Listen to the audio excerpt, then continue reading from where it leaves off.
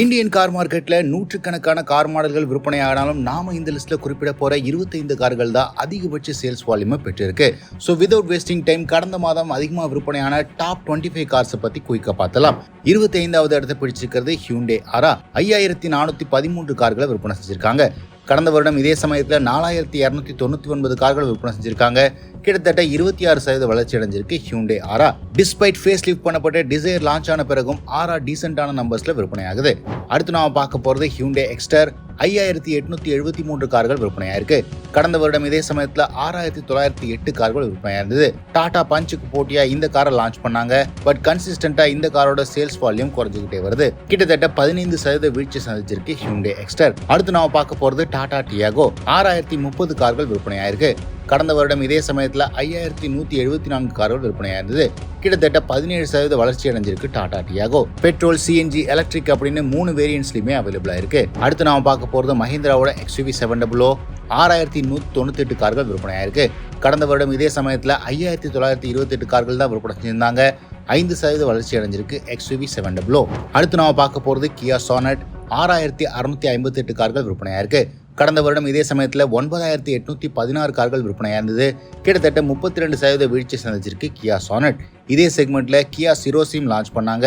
ஓரளவுக்கு கியா சானட்டோட சேல்ஸ் வால்யூமை அந்த கார் ஈட் அப் பண்ணுது. 20வது இடத்தை பிடிச்சிருக்கிறது மாருதி சுசுகியோட கிராண்ட் விட்டாரா. 6828 கார்கள் விற்பனையாயிருக்கு. கடந்த வருடம் இதே சமயத்தில் 9679 கார்கள் விற்பனையாயிருந்தது.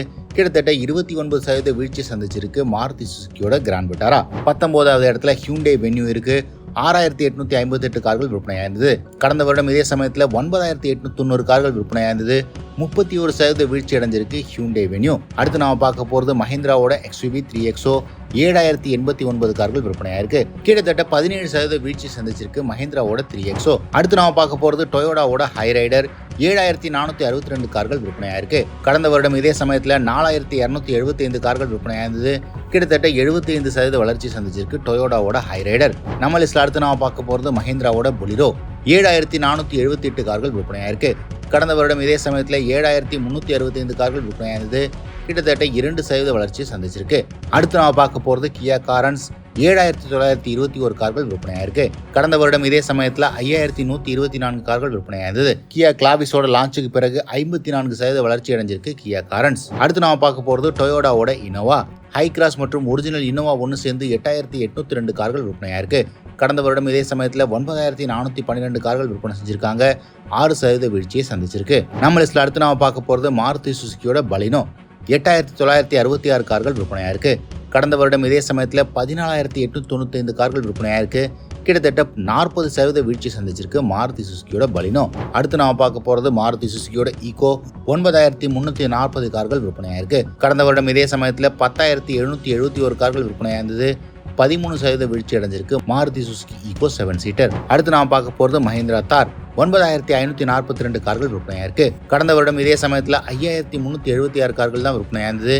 77% வளர்ச்சி அடைஞ்சிருக்கு மஹிந்திரா தார் ராக்ஸ் லான்ச் ஆனதுதான் இதுக்கு முக்கியமான ரீசன் அப்படின்னு சொல்லலாம். அடுத்து நாம பார்க்க போறது மாருதி சுசுகியோட ஃப்ராங்ஸ். 9815 கார்கள் விற்பனையாயிருக்கு. கடந்த வருடம் இதே சமயத்தில் 9688 கார்கள் விற்பனையானது. 1% வளர்ச்சி அடைஞ்சிருக்கு மாருதி சுசுகி ஃப்ராங்ஸ். நம்ம லிஸ்ட்ல அடுத்து நாம பார்க்க போறது டாடா பஞ்ச். 10446 கார்கள் விற்பனையாயிருக்கு. கடந்த வருடம் இதே சமயத்தில் 18238 கார்கள் விற்பனையானது. கிட்டத்தட்ட 43% வீழ்ச்சி அடைஞ்சிருக்கு டாடா பஞ்ச். அடுத்து நாம பார்க்க போறது டாடா நெக்ஸான். 11602 கார்கள் விற்பனையாயிருக்கு. கடந்த வருடம் இதே சமயத்தில் 12066 கார்கள் விற்பனை செஞ்சிருந்தாங்க.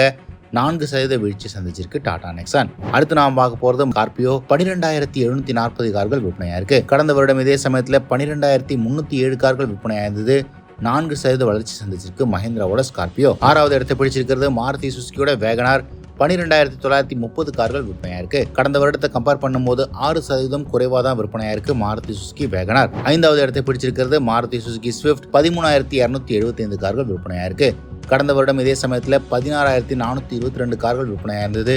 19% வீழ்ச்சி சந்திச்சிருக்கு மாருதி சுசுகி ஸ்விஃப்ட். 4வது இடத்துல இருக்கிறது மாருதி சுசுகியோட எர்டிகா. 14151 கார்கள் விற்பனையாயிருக்கு. கடந்த வருடம் இதே சமயத்தில் 15902 கார்கள் விற்பனை செஞ்சிருந்தாங்க. 11% வீழ்ச்சியை சந்திச்சிருக்காங்க. 3வது இடத்தை பிரெஸா பிடிச்சிருக்கு. 17,507 கார்கள் விற்பனை செஞ்சிருக்காங்க. கடந்த வருடத்தை கம்பேர் பண்ணும்போது 10% வளர்ச்சி அடைஞ்சிருக்கு மாருதி சுசுகியோட பிரெஸா. 2வது இடத்துல மாருதி சுசுகி டிசைர் இருக்கு. டிஸ்பைட் இது ஒரு செடானா இருந்தும் கூட 15,484 கார்கள் விற்பனையாயிருக்கு. குறிப்பா கமர்ஷியல் பையர்ஸ் இந்த காரை விரும்பி வாங்குறாங்க.